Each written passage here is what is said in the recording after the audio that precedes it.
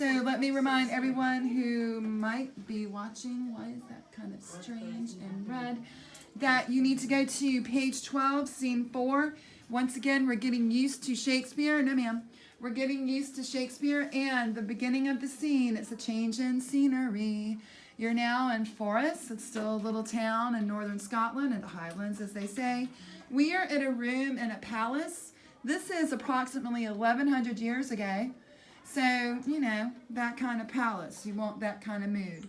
And inside of brackets, not parentheses, but brackets. That's where you get stage directions, which are helpful for the actors and the directors, and this time the musicians. Because wherever King Duncan goes, my man loves some trumpets. There's a flourish, okay? You enter a room, flourish. You leave a room, flourish. So enter Duncan, and he has 2 sons. His eldest son is Malcolm, and then, well, elder son is Malcolm, because there's only 2. And then Donalbain. There's Lennox, whom we've heard from before. Lennox just he works for King Duncan. He talks for him. King Duncan will send him out to do his bidding. And then some attendants, because if you're a king, you like to have an entourage that runs around and says how cool you are. All right, Dunky, are you ready? Well, let's do it. You are having a conversation with your son, Malcolm. Is execution done on Caldor? Are not those in commission yet returned? My liege, they are not yet come back, but I spoke with one that saw him die, who did report that very frankly he confessed his treasons, implored your highness pardon, and set forth a deep repentance. Nothing in his life became him like the leaving it. He died as one that had been studied in his death to throw away the dearest thing he out as there was a careless trifle. There's no art to find the mind's construction in the face. He was a gentleman on whom I built. I built an absolute trust. And I want to get back a page. Y'all can stay right where you are, but it is Shakespeare. So right now, because it's only Thursday of us really starting it, I kind of feel like I want to make sure you know what you just said. Because remember, this is a lot like reading the Bible. I'm like, what? What did I just read? So, Malcolm has reported that remember, traitor that we were talking about has been killed. The Scotsman who was taking money from the Norwegians, dead. He happened to have been the Thane of Caldor. And it was just yesterday that King Duncan, maybe the day before, King Duncan said, I don't want him around anymore. Kill him. If this is true, kill him. And that Thane of Caldor that he's got, give it to this guy Macbeth that the bleeding soldier was telling me about, because he sounds pretty awesome. And that's exactly one of the 3 prophecies that the 3 witches gave to Macbeth, that he would be Thane of Caldor. Yeah? Well, now he easily can be. He already is, because they killed him. That's what you do to traitors. So that's what Malcolm was saying. But the interesting thing is, Malcolm is almost, well, he's not almost, Malcolm is feeling sorry for the old Thane of Caldor, Senol, because he's saying, I don't know, Dad. I mean, we went to kill him, and he begged for forgiveness. He was saying how wrong he was. You know, he died today knowing he did wrong. He did not try to fight us on this. He knew he had to die. He died willingly for his country. I kind of feel bad about it. Yeah? So Malcolm's what? So Malcolm is soft and easily manipulated. Malcolm is easily manipulated? Yep, and he's soft. That's what he is. No, He had him executed. He did it. But he's reporting truthfully back to his dad that the guy was remorseful. But we still killed him. That's not soft. Yeah? Oh, you're begging for forgiveness? Nice. You're really, really sorry. Cool. Still going to kill you. It's not going to work.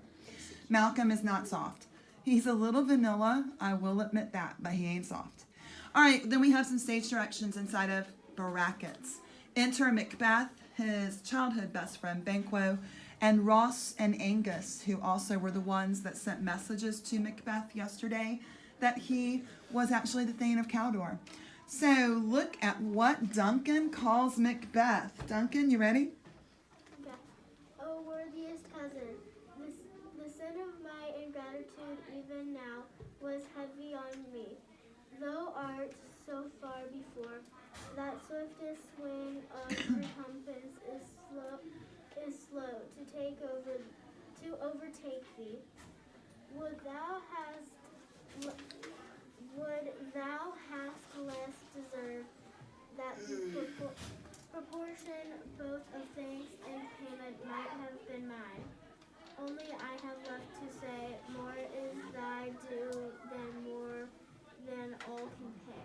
All right, Macbeth, hold up, because what's about to go on here is you're awesome. No, you're awesome. Oh, I wish I could do more for you because that's how awesome you are. That's what Duncan, your cousin, just told you. And you're like, oh my gosh, thank you so much. But you know what? No, you're awesome. And he's like, no, wait, you're awesome. So that's what's going to happen for almost all of this column. So Macbeth, guess what? Your turn to tell your cousin Duncan the King how awesome he is.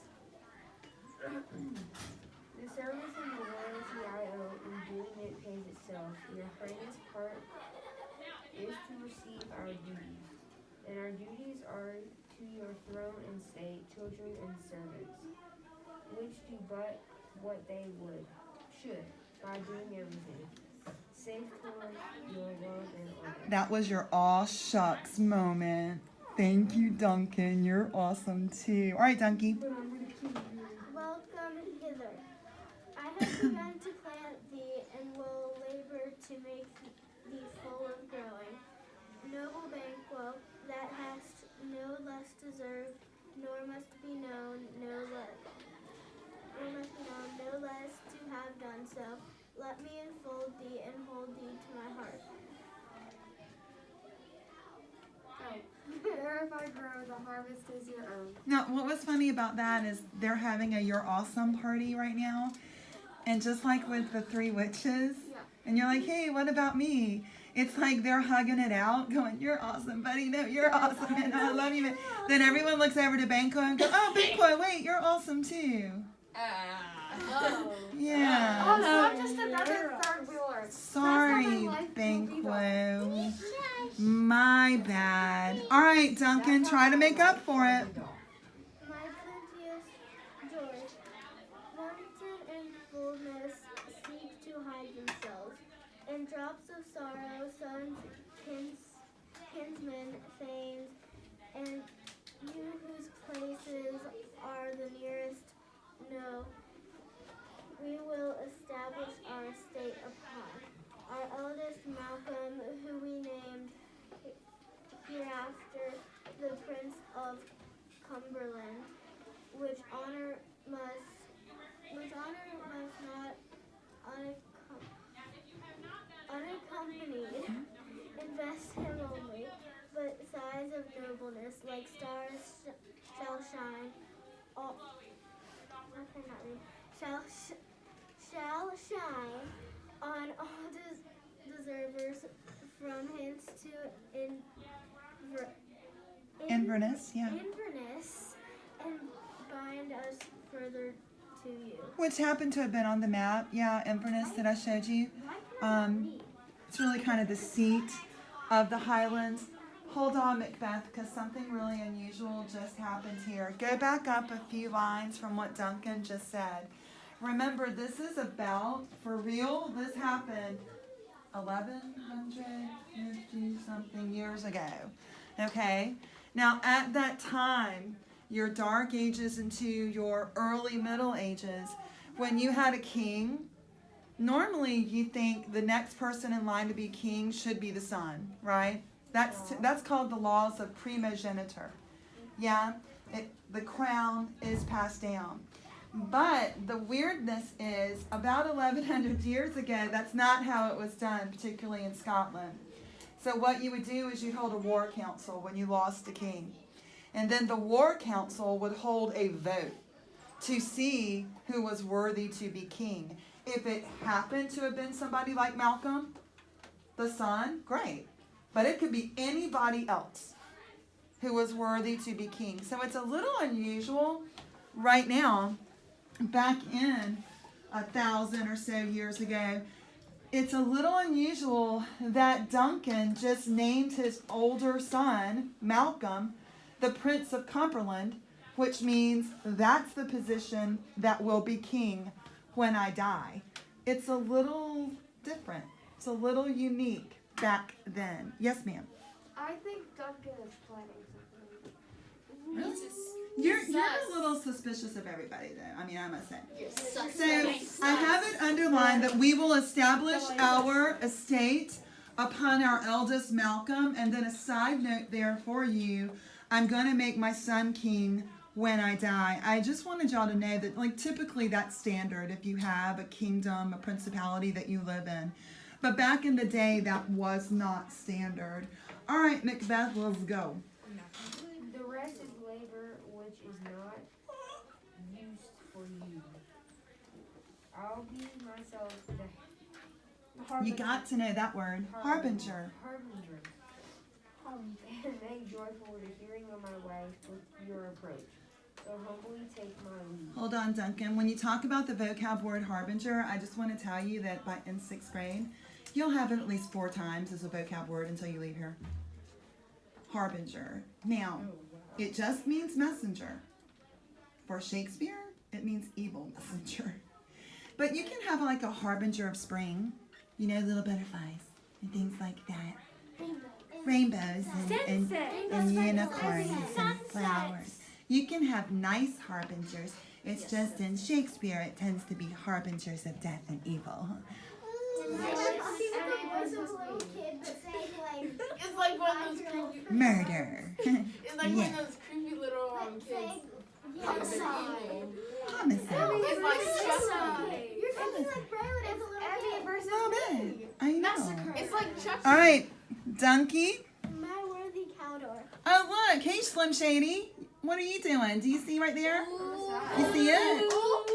That's called an aside. You whispering fool. Never trust a whisperer. Let's do it. The Prince of Cumberland. That is a step on which I must fall down or else or leap. Yep. For in my way it lies. Stars hide your fires. Let not light see my black and deep desires.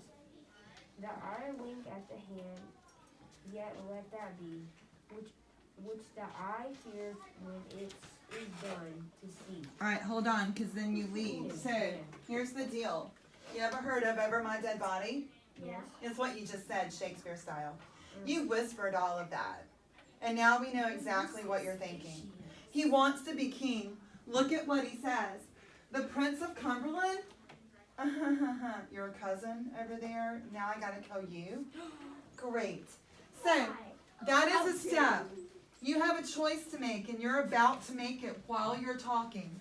You say, on which I must fall down. Am I going to get on my knees and bow to my cousin, the little cousin now? Yes. I don't think so. Look at here. Or else overleap, which means over his dead body, not yours. Oh. Now you're going to make your decision. Are you ready? Yes. For in my way it lies. You're in my way? Where's Duncan? You're in my way? Oh, excuse So, me. I might need to get rid of 2 bodies now. What? Then you say, here's your decision. Stars, hide your fires. Let not light see my black and deep desires. Your darkest desire right now is to be king. And if you have to kill 2 family members right now to do it, over their dead body, not yours. There it is. He definitely wants to be king, which means you 2 best watch your backs. Watch your back. Okay? So, you leave, and then we have Duncan, because clearly Macbeth wants to get home to his woman, Lady Macbeth. All right, Dunky. True worthy Banquo, he is full so valiant, and his commendations, I am fed. It is a banquet to me. Let let us after him, whose hair is like before, to bind us welcome. It is a peerless kinsman. I thank you. All right, so here's the deal. Macbeth just went home to Inverness, to his little castle. Might be an oxymoron to say little castle. To see your woman. But look who's hot on your trail. Duncan looks at Banquo and goes, Banquo, he went home. You know what? I love him so much. Macbeth is so awesome. Let's go to his house. Ooh. Let's all go to his house tonight for dinner. You know who's going to kill Duncan? Macbeth. Your wife. If my husband, if I get home, he starts bringing over about his entourage and what? And trumpets? Oh no. Macbeth, you don't have to worry about any of those dead bodies because your wifey's going to take care of that. You don't bring home guests without a heads up. What is that about? So, once again, we're going a short distance, but you're in the Highlands of Scotland. It's going to be a difficult distance because there are mountains from Forest to Inverness. And you're on your way home. You should get there very quickly. But your cousin, the king, who has to have all of his people and trumpets with him, it's going to take him a little time. But he's on his way to your house too. Okay? I mean, We're coming. Dude, you're gonna get stabbed. We're coming. for real? You are going to serve us food. Now, We're gonna be waiting by the door. Macbeth is the imposter. let's go to Inverness now. This is the site of Macbeth's home. Macbeth's castle is there. The real castle is no longer there. It once was, but it not now. So we are in a room in Macbeth's castle. Look at your brackets there, giving your actress or little boy playing Lady Macbeth because girls were not allowed to be an actress back then. That's right. Let's enter Lady Macbeth, and she's reading a letter. These are not her words, these are her man's words. Macbeth. They met me on the day of success. I have learned the perfectest report. They have more in them than mortal knowledge when I burned in desire to ask questions. Further, they made themselves air, into which they vanished. While I stood wrapped in wonder of it, and came Missives are just messages, yeah. missives from the king who all hailed me, Thane of Calidor, by which title. And while y'all are turning the page, let me just tell you clearly in your letter to your woman, you are the woman, but you know what I'm saying. You are telling her that you met these three witches. Did y'all see where she said they just poof, vanished? And they were telling me these things. So here's my deal. It seems like her husband is really open and honest with her and tells Lady Macbeth, his wife, everything. Like, girl, you never gonna believe what happened. I was counting some Norwegians this morning. Great day. Walking back, 3 witches come up. Ugly. Don't worry, baby, they were ugly. And they start telling me these 3 things that I'm going to be, and then poof, they vanish. The craziest day ever. So he's very open and honest with her. That might be something you'd want to hide from someone. Oh, and by the way, these witches told me I would be king of Scotland. Like, you might want to hide that from someone. But he doesn't hide it from his lady. That's what I'm saying. All right. My girl, my lady, you still have a little bit more of your letter from Macbeth to read. Before these weird sisters insulted me and referred me to the coming of time, with hail king that shalt be, this have I thought good to deliver thee, my dearest partner of greatness, that thou mightest not lose the dues of rejoicing by being ignorant of what greatness is promised thee. Lay it to thy heart and farewell. She's my Lady Macbeth. I know. Let me change that. He did that. So he's complete now. All right, good. I'll change So all you gotta do is put him in, and then this one has.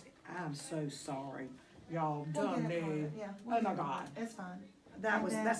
that's my mistake. He wasn't. This one, I just let it go like it is because it's not, it's not gonna be good. But let that one go. The only one that should be an incomplete then is him. Okay. He's taking the test tomorrow. All right, cool. That sounds good. I'll do that. Yay. Now, here's the deal, Lady Macbeth.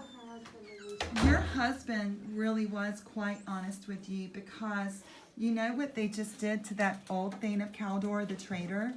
They killed him. And a traitor is going to be anyone who speaks against your king, which is exactly what Macbeth is doing. He is telling you, girl, get ready for a crown, baby. Because we're going to be king and queen. I'm so excited. It's going to be awesome. Oh, by the way, you got to help me kill someone. But it's going to be great. Oh wow. Good times ahead, baby girl. Is this Now. No, I won't. Stop, please. Now, no. Don't have time. Go to now Lady Macbeth's own words. Now you're really going to get to know her. So go ahead. That starts with gloms there. Glom thou art and Cawdor, and shalt be what thou art promised. Eat to I fear thy nature. It is too full, O milk, of human kindness, to catch the nearest way. Thou wouldest be great, art thou without ambition, but without the illness should tend it. Why thou wouldest highly, thou wouldest holy, wouldest not play false, and eat wouldest wrongly win. Hey, wouldn't you, hold on, I want to stop you there. Wouldn't you have really hated taking a helping verb quiz back in Shakespeare's day? Oh, no. There would have been 20 or so additional helping verbs. Macbeth seems to truly love and adore his wife and respect her, and he tells her everything. But she's about to go home. No. She just did. Let's actually take a look at the Shakespeare. She says, Gloms thou art, you're the Thane of that, now you're the Thane of Cawdor, and you shall be what you are promised, King of England, not King of England, oh Lord help me, sorry, King of Scotland. They can't stand each other to this day. Yet look at what she says, I fear thy nature. I know what you're like. You're too kind. You're too full of the milk of human kindness. You think, remember what you said about Malcolm? It's true about Macbeth. I know that Macbeth is a fabulous soldier and a general and can slay like on the battlefield like nobody's business. But when it comes to being off the battlefield, the true soldier is his wife. You think he's soft. You think he's not very courageous. Yeah. You think he has no ambition. You kind of think your man's a loser. Wow. Macbeth is this word, henpecked. Have you ever heard of a henpecked husband? Nope. Now, if you think a rooster could be bad, that rooster has all those hens as a wife. You let that rooster into that pen with those hens, his wives, might peck him to death. Oh. And that's exactly what Lady Macbeth can do to her man. Ooh. She's really the boss in that family. She doesn't think, Macbeth, that you have it in you to make this happen, so she's glad you coming home. Because then she says, you're too kind, you're too full of the milk of human kindness. You would be great, but you don't have any ambition. You're just going to come back to the castle and sit on my castle couch and sit there and do nothing. I know exactly what you're going to do. You aren't going to get up and get anything done. So you best come home and let me do it for you. That's what she's saying. Yeah? She says the other problem with you too is that you're the type of guy who, when you play a game, even if it's the game of life, you are so fair. Hampton, turn around. You're so fair. Ew. You never cheat. And sometimes, she says, wouldst not play false, and yet would wrongly win. Sometimes, my man, you gotta cheat if you're gonna get it done. So your girl is glad you're coming home. All right, sweetie, let's try to finish this little bit of a speech here. I'm confused. Is she gonna try and kill him? No. I don't know what you just said. She needs to finish reading though. She Okay. has more. That which cries, thus thou must do if thou have it. And which rather thou doest fear to do than wishes should be undone. He thee hither that may pour my spirits into thine ear. And Chastise, which means give you the what for. And chastise with valor of my tongue. All that impedes the form of the golden round, which fate has metaphysically aid, done seem to have the crown Withal. Okay, hold up. You say, hie thee hither. Hurry yourself home because you need me. Here's what I'm gonna do. Now this isn't Hamlet, because in Hamlet they literally do pour stuff in your ear to kill you. When you say pour my spirits in thine ear, you need for your man to come home, sit down, hush, and listen. Because you're gonna tell him exactly how this is gonna go down. You already have a plan. Then you say, and I'll chastise you, which remember is give you the what for, the wagging of the finger in your face. I'm going to chastise you with the valor, the strength of my tongue. You are going to let him know what the plan's going to be, and you are going to tell him how he's not going to do it, and you're going to give him really your strength to be able to get this done.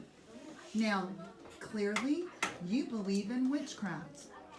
Because if these three sisters, if this little coven said it, it must be so.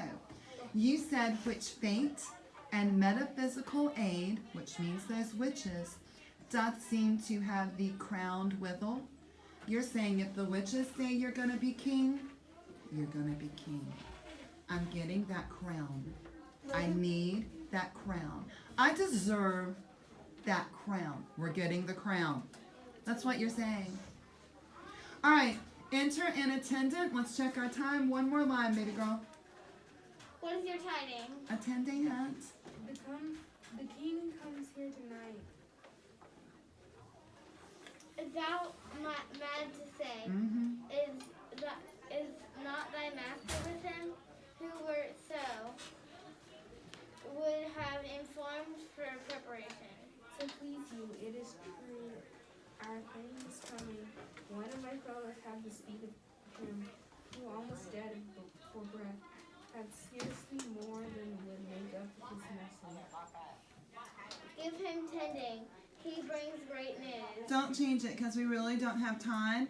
Your attendant just came in and said, hey, the king's coming tonight, which of course means Duncan, not your husband yet. And you have basically the same reaction I would if I get home at 5 o'clock today and I find out that my husband says I got company coming to my house for dinner. Are you crazy? Thou art mad to say it, she says. Are you crazy? What? The king is coming to the house tonight for dinner? Ugh, great. Help me sweep. Get some soup on. Make some bread. Let's do this. Yeah? So you're pretty upset about that, but then again, wait a minute, hold on. If we're gonna kill him, what better place to do it than our house? Ooh, spicy. Murder mystery. Murder mysteries. Murder mystery, middle-aged Scottish style.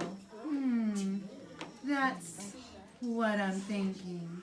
Now, here's our deal. I need to go pass out some report cards to my 7th and 8th grade.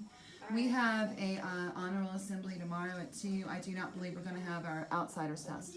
Yeah, I can ask Can that. we please delay that to Tuesday? Yes, that's fine. Okay.